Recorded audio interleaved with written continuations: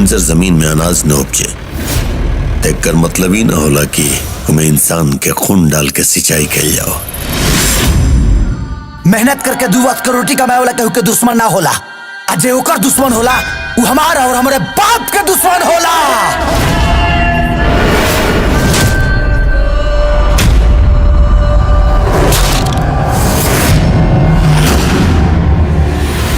अंगूठा लगा, अंगूठा लगा। ना लगे तू छोटे माली।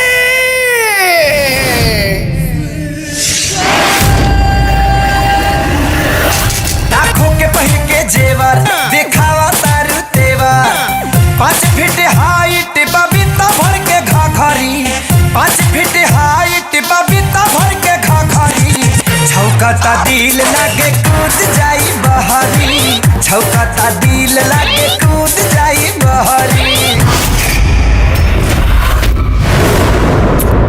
टाइम के जिया देवल चाहता रहे कि ना? हमार जिंदगी और जान तो तोहरे अमानत था और ये तोहरे पर निछावर कर दे। I love you Priya.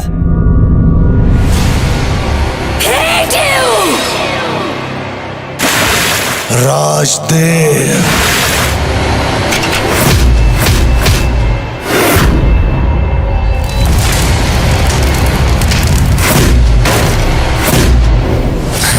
मन तो करता कि पटक करा कर दी कि तोरा दिमाग के मूर्छा और आ जाओ, लेकिन क्या करी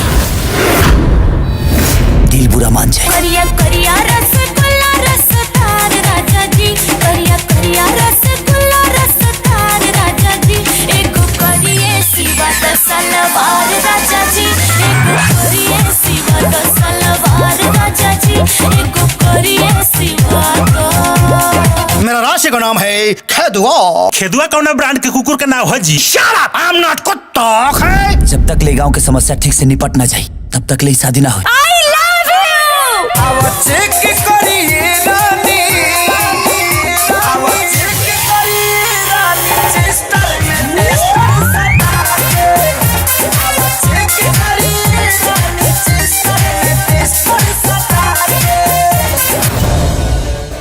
आज के बाद हम माई बेटा तोरा खातिर मर गई नहीं जा।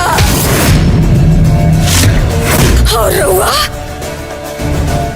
हमरा खातिर प्रेम आदमी ना औलाद हवन। मर्द के औलाद हवन और बाप के हाथों बेटा के मौत।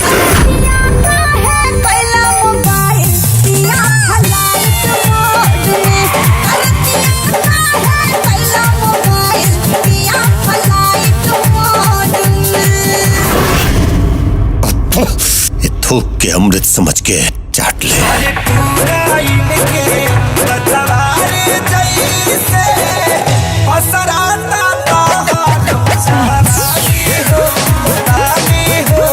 ई चंपारण बा। यहाँ जीते जी कौन औरत अपने सोहा के हरण ना होके दिल। जब झगड़ा तकरार से कश्मीर का मुद्दा ना सुलझल तते का जमीन लेके ऊपर जाइबे।